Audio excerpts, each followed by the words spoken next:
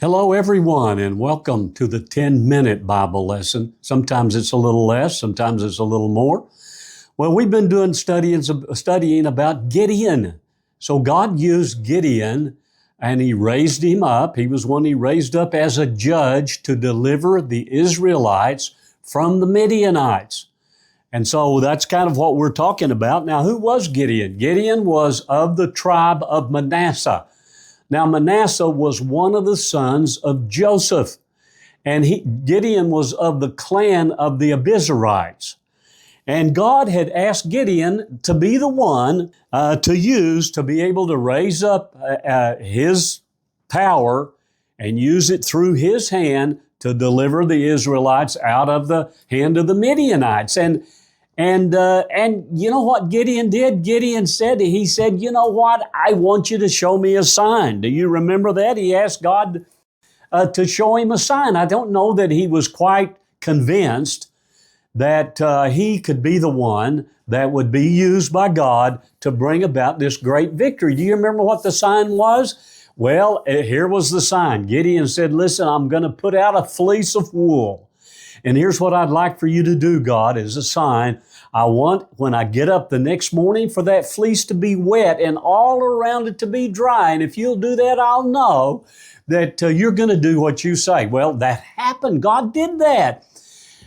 And then Gideon said, God, don't be angry with me. I want to ask you to do one more thing. Would you do this? When I get up in the morning, would you cause the fleece to be dry and everything around it to be wet? And you know what? God did that too.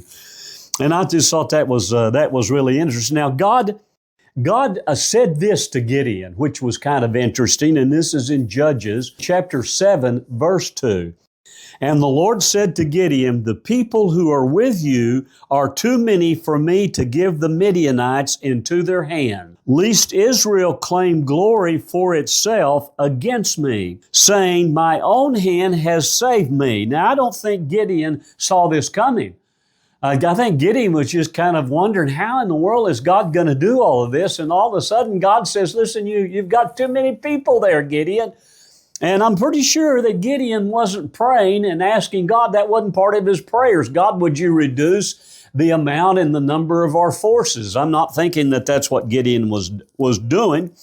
But God did something that Gideon didn't ask for. He did an amazing thing for Gideon, and that was this. He allowed him to hear the words from an enemy soldier in his camp. In other words, he was allowed to hear this man tell his companion about a dream that he had. And we're going to talk about that in just a minute. But God wanted to make sure when He had reduced all those numbers that they would understand that it was God that did that. And it's still a really, really good lesson for us to learn today. I mean, it was a good lesson for Gideon. It's really a good lesson for us today. And that is to say that when we pray and we ask for God's help and He gives it to us, then we should recognize that it was God that did that. I mean, and not only should we do that, but we should give the glory to Him. And you know what? It's easy for us when we pray, because when we pray, listen, we're in some ways confessing that we can't do this and we need somebody's help besides us. We're needing God's help. And so the way it works is this. It's like before the thing happens, before it happens, we're just wondering and we're hoping and we're praying that God will answer this thing. But after the thing happens, we go, it happened. And it's a tendency it's a flaw in our human nature that we really are earnest before the thing happens.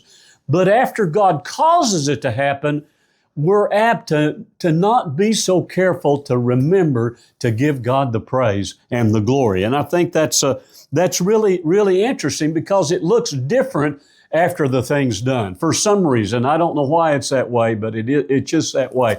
But we need to remember to give God the glory for it and to acknowledge that it was by His power that this thing had happened. So God is going to tell Gideon, he's going to reduce the forces. And here's what he says in Judges chapter 7, verse 3. Now, therefore, proclaim in the hearing of the people, saying, whoever is fearful and afraid, let him turn and depart at once from Mount Gilead. Now, let me stop there before I read the rest of that verse. So God is saying, I've got to reduce the number because I don't want the Israelites to think that they've done this in their own power.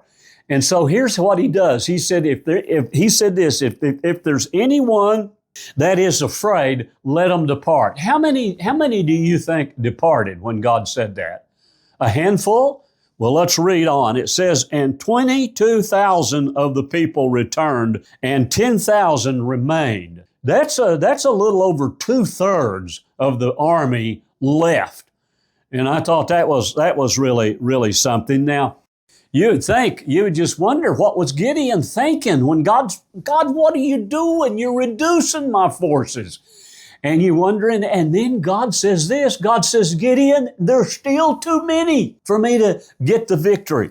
And I thought that was really, really interesting. So down in verse 6 of Judges chapter 7, it says this, and the number of those who lapped, putting their hand to their mouth, was 300 men. But all the rest of the people got down on their knees to drink water. Now, here's how God was able to reduce the army even more. He said to Gideon, I'm going to bring them down to the water.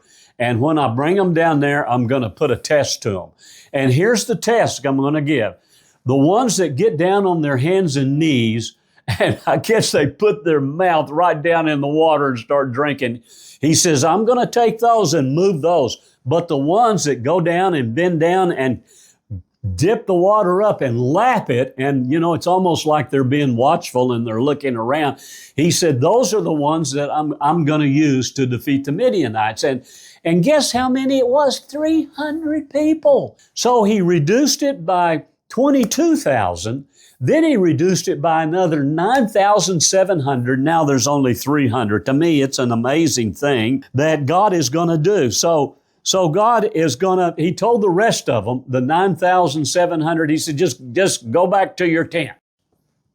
So here's what God was going to do. He was going to use the 300 to cause the initial attack in the Bible. And it was going to that was going to kind of set the tone for winning this great victory with these 300. So let's go ahead and read and see how many foes there are, how many enemy people there are. And that's down in verse 12 of Judges chapter 7. Now the Midianites and the Amalekites, all the people of the east, were lying in the valley, numerous as locusts, and their camels were without number as the sand by the seashore in the multitude. I'm just wondering what Gideon was thinking when he saw that. I don't know. I hate to tell you what I'd do. I'd probably do something that'd be really embarrassing to me. I'd be so frightened and so scared. And I think God knew that Gideon was afraid, and that's where he told Gideon to go down and creep down in there to the camp, and he would hear something. So when he went down into the camp, this is what he heard in Judges chapter 7, verse 13.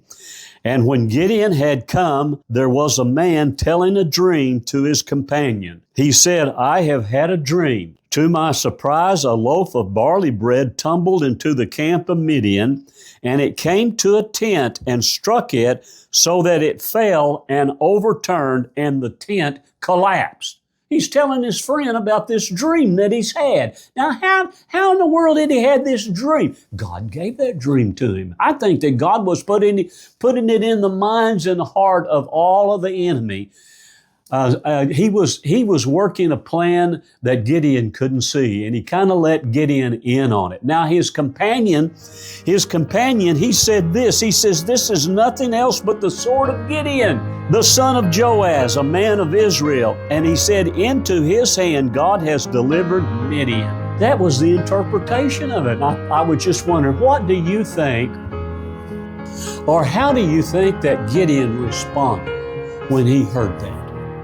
Well, you can read on if you want to, or you can wait until next time, until we see how Gideon responded when he heard something miraculous. And I just know that it gave him great courage. And we're going to look at that and look at what happened about how God defeated the Midianites next time. But listen, we hope you have a good week, and we thank you for tuning in today.